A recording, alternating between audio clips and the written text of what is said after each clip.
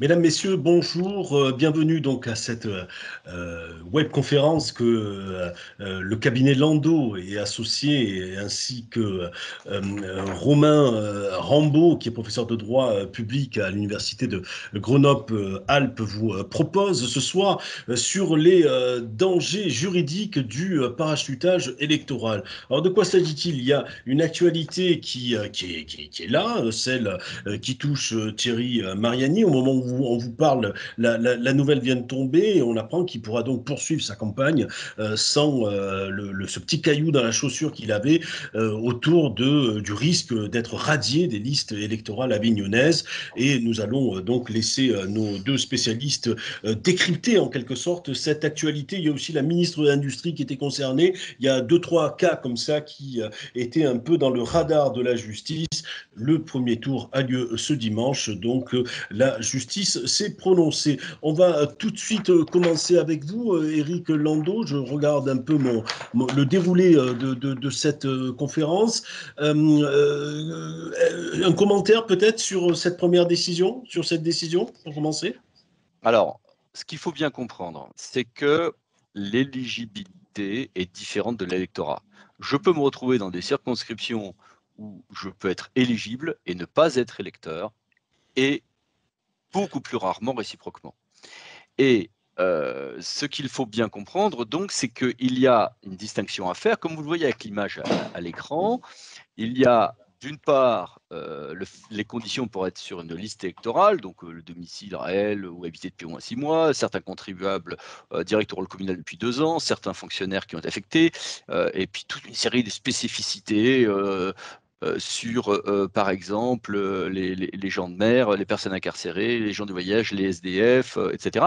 Et tout ceci, attention, n'est pas à confondre avec les règles par ailleurs d'éligibilité pour certains étrangers, pour des personnes qui ont pu perdre leur éligibilité à la suite d'une condamnation pénale ou qui ont des situations d'inéligibilité ou d'incompatibilité au titre de leur fonction, par exemple, professionnelle. Là, nous parlons bien uniquement du parachutage. Et pour le parachutage, ce qu'il faut bien comprendre, c'est que celui qui est candidat dans un endroit où il habite et où il est sur les listes électorales, il n'y a juste pas de problème. Mais encore une fois, on peut se retrouver, par exemple, avec être sur une liste électorale d'un endroit et pour autant être éligible ailleurs. Et là, on a les articles 194 et 339 du Code électoral dans le cas des régionales et départementales, qui nous donnent une alternative qui va nous retenir là pendant la petite demi-heure qu'on va passer ensemble, c'est-à-dire soit je suis sur une liste électorale, à la limite peu partout en France, mais j'ai le domicile réel dans la circonscription en question, département, région, et soit je suis contribuable direct au rôle communal, et là c'est à bien différencier avec la notion de contribuable pour être sur la liste électorale, hein, ou justifiant qu'on devrait l'être. Dans le cas du départemental, il y a un truc un peu rigolo sur les gens qui viennent d'hériter d'un bien foncier. Il y a 2-3 spécificités. Il y a une spécificité aussi pour les parlementaires en termes d'éligibilité pour certaines sélections, mais ne rentrons pas dans tous ces détails. Focalisons-nous sur les questions de parachutage. Dans le cas des élections communales, on a ce dessin. Alors, il est très moche mon dessin, mais je l'ai fait il y a, bon, je ne sais plus, les élections 2014, je crois, et je le réutilise depuis. On a ceci, et puis on se retrouve donc avec maintenant une difficulté, c'est ben oui, mais comment je gère tout ceci dans le cas particulier des départementales et des régionales? Très bien, pour ce premier point, donc Éric Landau, Romain Rambaud, de votre côté, des éléments à apporter Oui, et bien sûr, je confirme tout ce qui a été dit avec une petite subtilité supplémentaire qui parfois n'est pas bien connue, n'est pas bien comprise, c'est qu'on a sur ce point un régime juridique, et ça ne simplifie pas les choses, hein, certes, mais différent pour les élections municipales d'un côté et pour les élections départementales et régionales d'un autre côté. C'est-à-dire que la particularité des élections municipales, c'est qu'être inscrit sur la liste électorale de la commune rend éligible aux élections municipales. Donc c'est vrai que pour les élections municipales spécifiquement, on peut avoir, malgré la différence entre l'électorat et l'éligibilité qui vient d'être très bien expliquée, mais malgré cela, on peut avoir pour les élections municipales une confusion puisque le fait d'être inscrit sur la liste électorale rend automatiquement éligible. Ceci étant, c'est vrai uniquement pour les élections municipales et ce n'est pas vrai pour les élections départementales et pour les élections régionales, qui, en plus, je l'ajoute, bizarrement là aussi, ce qui montre bien que tout ça n'est probablement pas très très bien fait, suppose qu'on puisse être électeur, mais n'importe où en France. C'est-à-dire que pour les élections départementales et les élections régionales, il faut être électeur, justifier qu'on devrait être électeur, mais n'importe où en France. Et ce qui compte finalement, c'est seulement le lien de rattachement avec la collectivité territoriale, c'est-à-dire avec le département ou avec la région, qui se produit de deux manières, comme Éric Landau l'a dit, soit par la domiciliation réelle, soit par le rattachement fiscal, c'est-à-dire l'inscription au rôle d'une taxe locale. Et d'ailleurs, je pense que c'est cette subtilité-là que vous pointez du doigt à juste titre, qui, à mon avis, explique que des grands partis et des grands élus rompus, qui ont eu des mandats, enfin aujourd'hui on parle de M. Mariani, hier c'était M. Régnier, qui est quand même loin d'être un débutant dans le monde politique au sens très large, qui se plantent, ou en tout cas comme M. Régnier se plante avec certitude, c'est que je pense qu'ils n'ont pas intégré ce qu'on va voir maintenant, c'est que sur la question du domicile principal, on a peut-être, on a eu des débats entre nous là-dessus, une jurisprudence pour les régionales plus stricte et départementale que pour la notion de résidence pour les listes électorales au niveau communal. Et puis, surtout, quand on a une pluralité de domicile, il me semble que l'on a des petites subtilités. Je pense que c'est cette subtilité-là que vous évoquez qui conduit à des grands partis à minorer le risque, ce qui peut paraître aberrant quand on est un simple spectateur de la chose publique. Par exemple, sur ces questions-là, donc, plusieurs interventions de nombreux juges peuvent être requises, c'est bien ça? Il y a divers titres? C'est ça. Alors, le premier cas classique, c'est le contentieux électoral. C'est-à-dire que lors d'un contentieux électoral, on va contester l'élection pour ses vices propres, parfois au titre du compte de campagne, tout ça. Et puis, un requérant va dire au passage, et puis moi, je conteste l'éligibilité de telle ou telle personne. C'est évidemment, sauf s'ils se plantent dans leur procédure, ce qui va probablement être la troisième mi-temps dans les élections de la région sud, si en tout cas M. Mariani les gagne, ce qui sera décidé par les citoyens. Ça, c'est un point d'autant plus important que l'on se retrouve avec du coup des subtiles distinctions faites par le juge, pour lesquelles Romain Rambaud était vraiment un spécialiste. C'est je vais déclarer un élu inéligible sur une liste, très bien, et puis ça va ne pas entraîner l'annulation de l'élection en son entier, dans les scrutins de liste en tout cas. Sauf que si ça touche la tête de liste, et que du coup ça change le consentement global des citoyens, parce que tous focalisés sur la tête de liste, ou peut-être sur quelqu'un qui sera en position 2 ou 3, mais qui serait quelqu'un d'extrêmement médiatique, et là ça pourrait entraîner l'annulation de l'anti-scrutin. Ce qui est du coup une incertitude supplémentaire, alors que le contentieux électoral est déjà une matière à fort taux d'incertitude quand on est au contentieux. Donc là, on est sur un premier point de contentieux qui, on le voit, est directement lié à l'actualité de ce jour. Romain Rambaud. Oui, alors j'ajoute par rapport à ce que vient de dire Éric Landau que ce qu'on appelle une locomotive électorale dans cette hypothèse-là, c'est-à-dire qu'on rend éligible quelqu'un dans le but qu'il tire en fait le reste de la liste et que ce soit sa présence en fait sur la liste qui enclenche finalement la volonté des électeurs en cette faveur, et ça va être effectivement extrêmement compliqué à apprécier puisque ça s'apprécie au regard notamment du critère de l'écart de voix qui est très classique en contentieux électoral, et plus l'écart de voix sera important, moins le juge aura tendance à considérer que la sincérité du scrutin a été altérée. Donc ça dépendra aussi sur cette fameuse troisième mi-temps de l'écart de voix qu'il y aura éventuellement entre la liste de M. Mariani s'il gagne et les autres listes.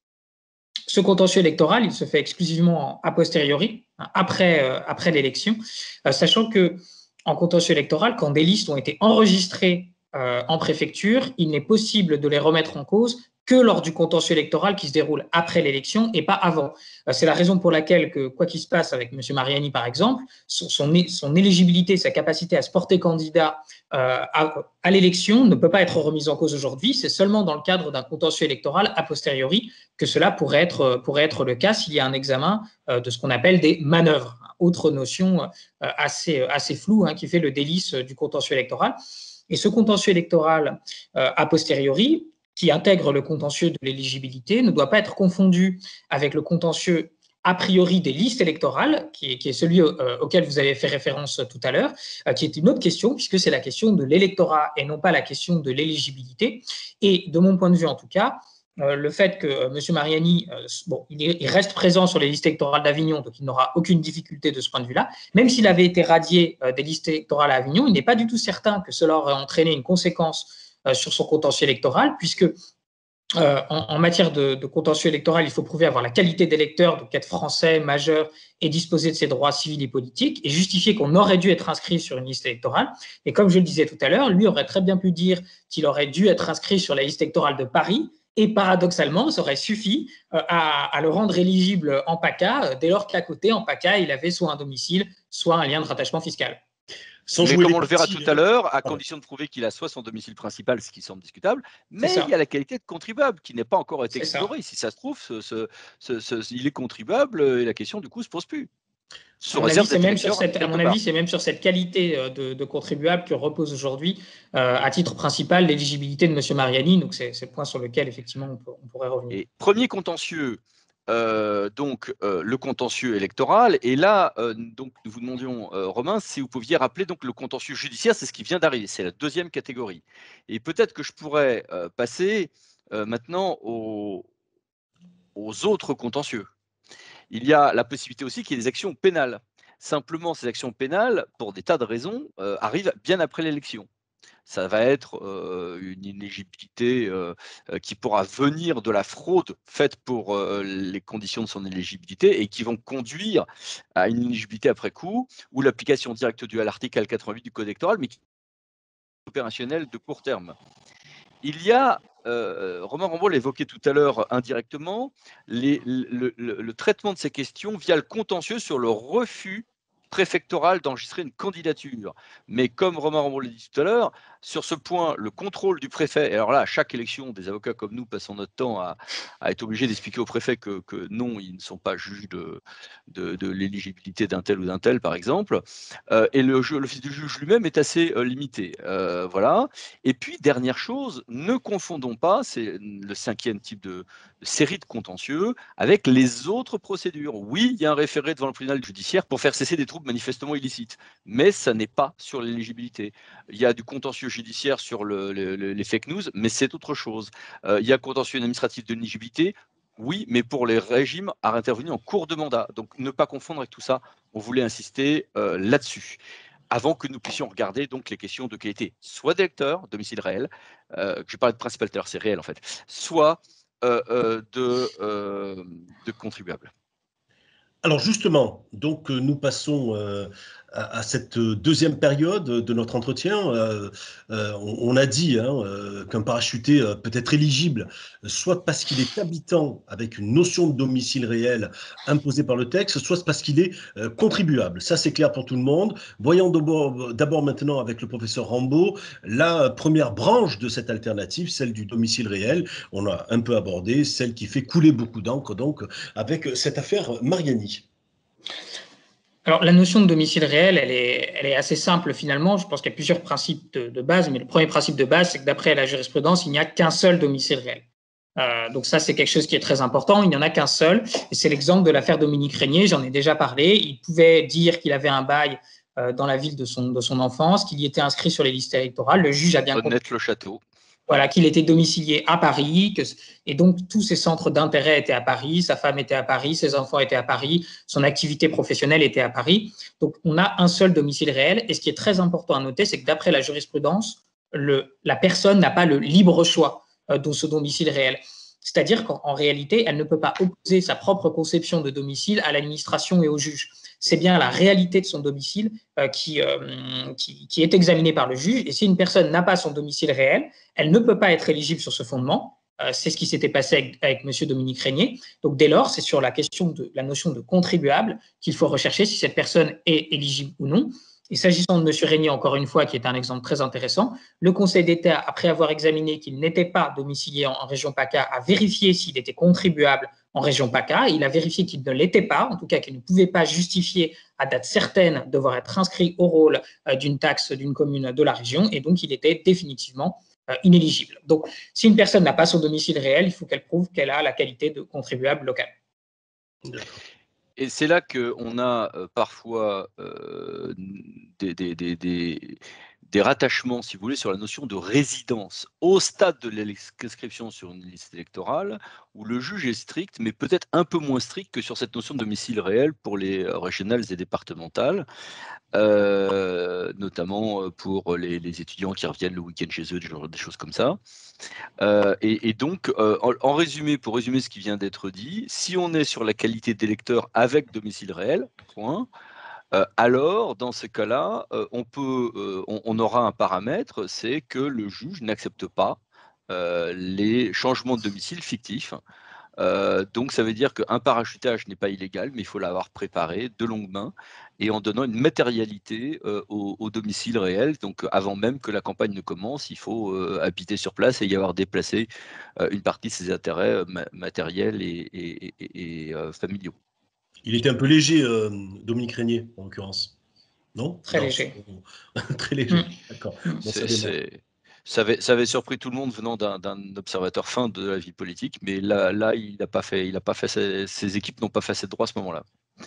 Voilà. Éric Landau, d'autres éléments un peu sur le à ce stade, que va faire l'avocat au contentieux? Il va produire des factures d'eau, d'électricité, un bail, et on va revenir sur la même chose que ce qui se retrouvera tout à l'heure sur l'ATH, c'est-à-dire que le juge va regarder la réalité de tout ceci. C'est-à-dire que quand le Canard enchaîné a commencé à critiquer, à soulever le problème Mariani, ils ont dit attendez, il n'y a pas de nom sur la boîte aux lettres, les voisins ne connaissent pas, etc. Bon, on sait tous que ces enquêtes de voisinage n'ont pas non plus une valeur probante énorme, mais ça devient du coup un jeu de pièces. Mais il ne suffit pas d'avoir pris une sous-location chez un colistier en demandant un bail fictif. Ça, c'est des choses qui se faisaient beaucoup il y a 20 ans, qui ne marchent plus et marchent encore moins, à mon avis, pour les régionales que pour le reste, puisqu'il y a la notion de domicile réel. Donc là, pour le coup, voilà, on a des jurisprudences qui sont ici à l'écran qui montrent bien que ça ne suffit pas. C'est pour ça, d'ailleurs, que ceux qui organisent leur parachutage, comme il l'a été dit tout à l'heure, en général, se sécurisent un peu plus facilement sur purement la qualité de contribuable, quelque part dans la circonscription. Excellent. Voilà, absolument. Perche tendue par Éric Landau sur la qualité du contribuable local. C'est plus simple, c'est plus clair à établir, en l'occurrence? Je serais tenté de dire que pas tant que ça. C'est d'abord, il n'y a pas de différence énormément avec le municipal. Là, pour le coup, on se rapproche de ce qu'on connaît en droit municipal. Le candidat doit justifier pièce à l'appui. Souvent, on se dit, j'ai une attestation ou une inscription, je suis au centre des impôts. Non, ça ne suffit pas. Et en plus, on parle bien du lieu de l'opération fiscale et non pas de la base fiscale et non pas du lieu de centre des impôts. Par contre, peu importe que l'impôt ait été payé ou non. Alors, on a ceux qui ont leur impôt sur les revenus des personnes physiques qui ne posent pas trop de difficultés. C'est vrai que quand on a une attestation de la DDFIP, ça vaut présomption, mais c'est une présomption simple. Ça ne suffit pas. Il y a un vrai travail de fond, en clair, du juge pour regarder la réalité.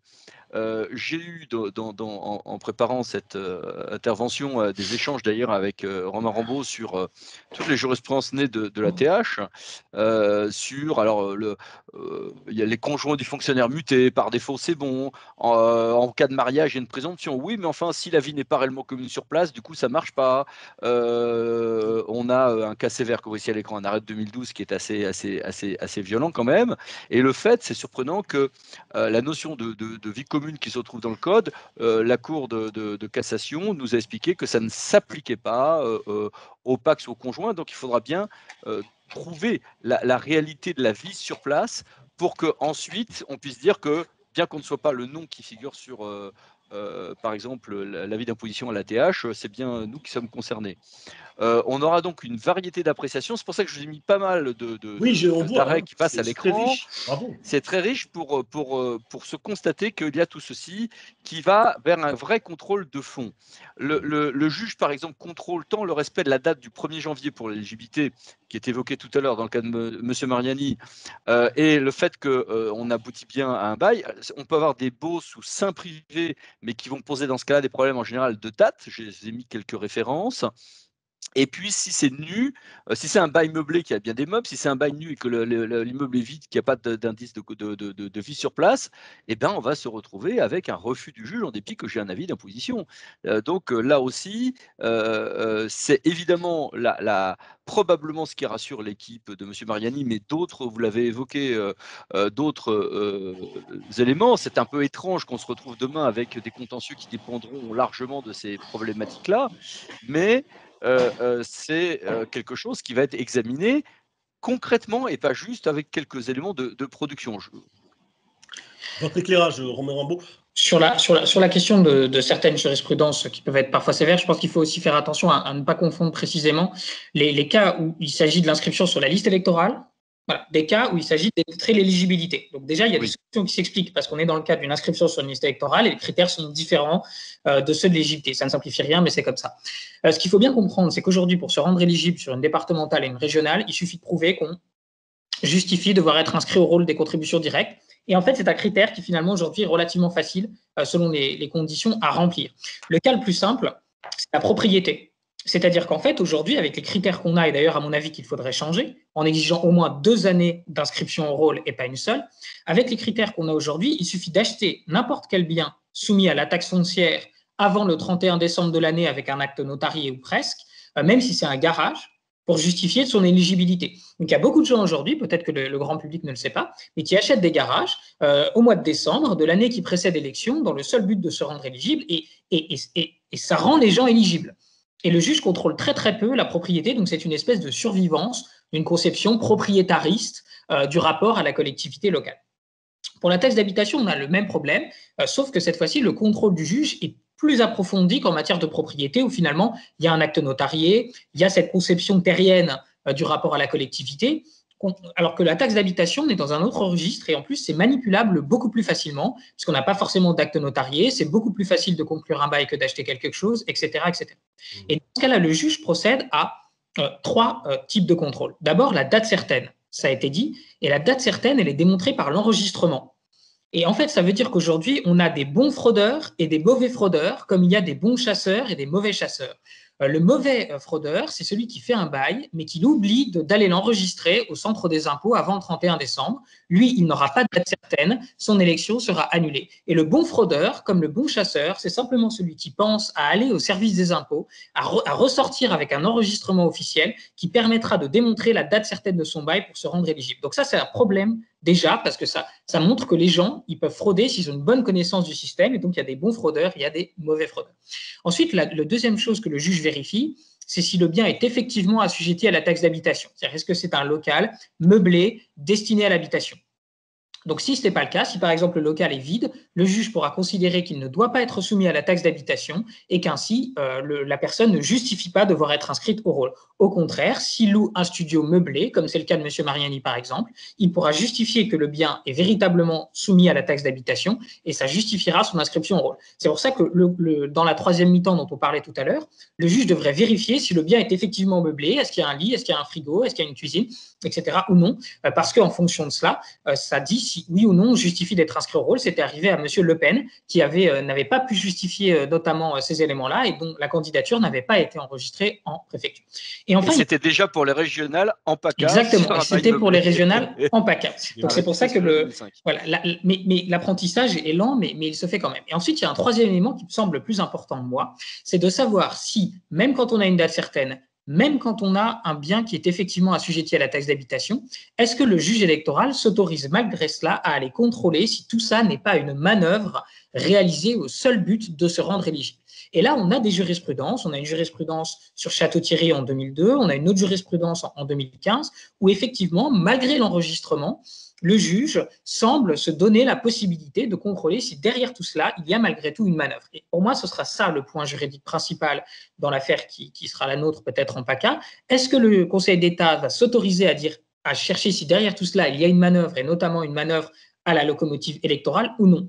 S'il accepte de contrôler les manœuvres, ça veut dire qu'on a quand même des garde-fous. Alors, je ne dis pas qu'en espèces, il va estimer s'il y en a une ou non. Ça dépendra de beaucoup de facteurs, l'écart de voix, les liens de M. Mariani avec le territoire, les conditions dans lesquelles il a enregistré son bail, c'est-à-dire le fait qu'il ait loué, par exemple, son appartement à l'ancienne tête de liste RN d'Avignon, etc. Donc ça, je ne sais pas si en l'espèce, il va retenir une manœuvre, mais il faudrait qu'il puisse contrôler les manœuvres, parce que sinon, ça veut dire que n'importe quel détournement sera possible. Toute personne qui ira au centre des impôts d'un meublé avant le 31 décembre pourra se rendre éligible n'importe où, et ça, ce serait un vrai problème. Mais donc, s'il accepte de contrôler les manœuvres, est-ce qu'il y en aura une ou non en l'espèce? Et voilà, ça, c'est, à mon avis, la question de droit principale qui sera posée à l'occasion de ce contentieux. Éric Landau, sur tout ce que vient de dire il y a ensuite des jurisprudences assez subtiles, justement. Alors sur les meublés, on vient de l'évoquer. Sur les sociétés en non collectif, où ça marche parce que c'est transparent.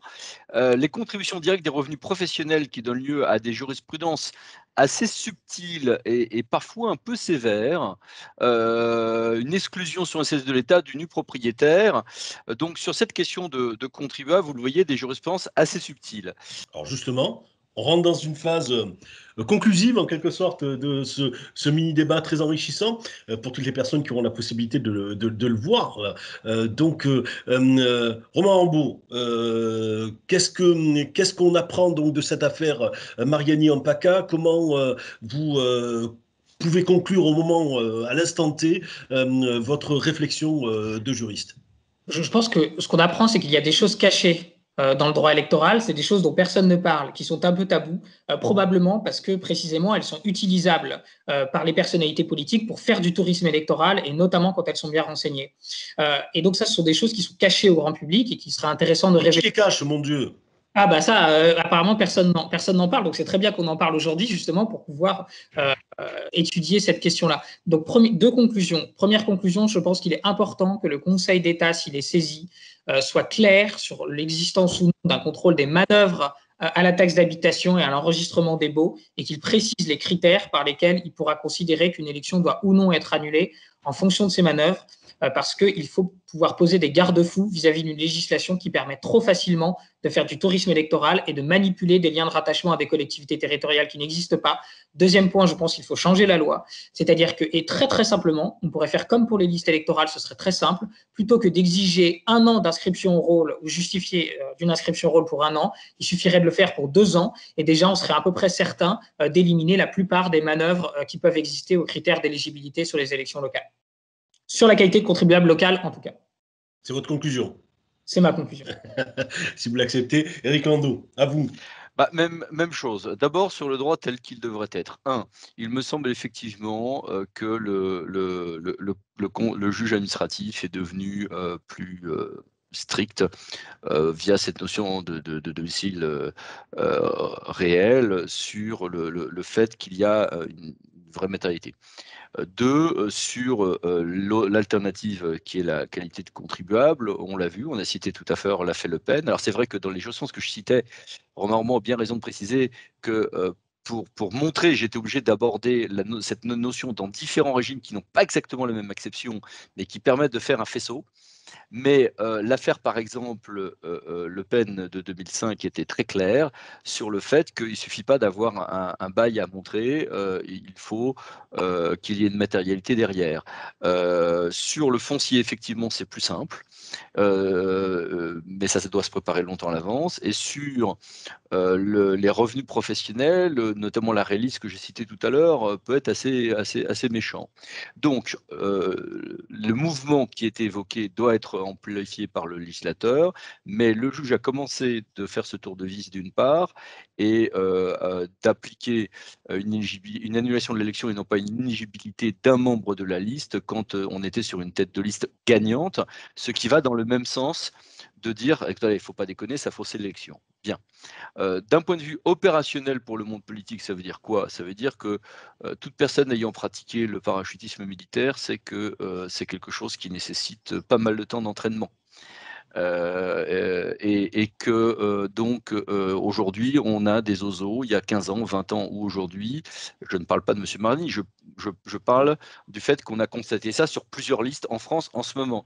On voit bien qu'il y a des cas où ça n'a pas été fait assez vite et assez sérieusement. Donc il faut, ce qui semble avoir été fait dans le cas de M. Mariani, combiner les deux l'habitation, l'habitat, le domicile réel et le fiscal pour blinder, la possession en tant que propriétaire, effectivement, la seule manière vraiment de sécuriser cette deuxième branche de l'alternative, en réalité. C'est pas forcément la plus facile à vendre médiatiquement, par contre, mais si c'est une belle propriété, mais ça peut faire vraiment bidon, quoi. Mais ça pose des problèmes d'égalité aussi entre les candidats, entre ceux qui ont les moyens d'acheter quelque chose pour sécuriser leur activité et ceux qui ne l'ont pas. Clairement, surtout dans les régions chères. Mais ça veut dire qu'il continue à avoir, si vous voulez, des partis politiques qui se mettent d'accord sur leur tête de liste et leur liste peu de temps avant, alors que si on prend ces paramètres juridiques, un éventuel parachutage, lui, doit se préparer un an et demi avant, ce qui en fait ne correspond pas au rythme politique. Et derrière l'amateurisme que nous constatons élection après élection, notamment pour ces grandes élections, ça correspond aussi à un décalage entre ce temps de la vie des appareils politiques, surtout que tous les appareils politiques sont aujourd'hui fragiles et soit vieux usés, soit jeunes et ne sachant pas encore marcher, et soit donc n'ont pas une gestion comme l'avait autrefois le RPR, le PC, etc. Et se retrouvent avec un décalage temporel qui les conduit à être amateurs, ce qui est regrettable et donne une très mauvaise image de la démocratie, quels que soient les partis politiques dont nous parlons. C'est regrettable. Voilà. C'est parfait, messieurs. Merci beaucoup. On en sait beaucoup plus maintenant sur les dangers juridiques du parachutage électoral. Et donc, les élus sont invités à peut-être écouter cette vidéo pour en savoir un peu plus pour les prochaines élections. Merci à vous deux. Merci. Merci, au revoir.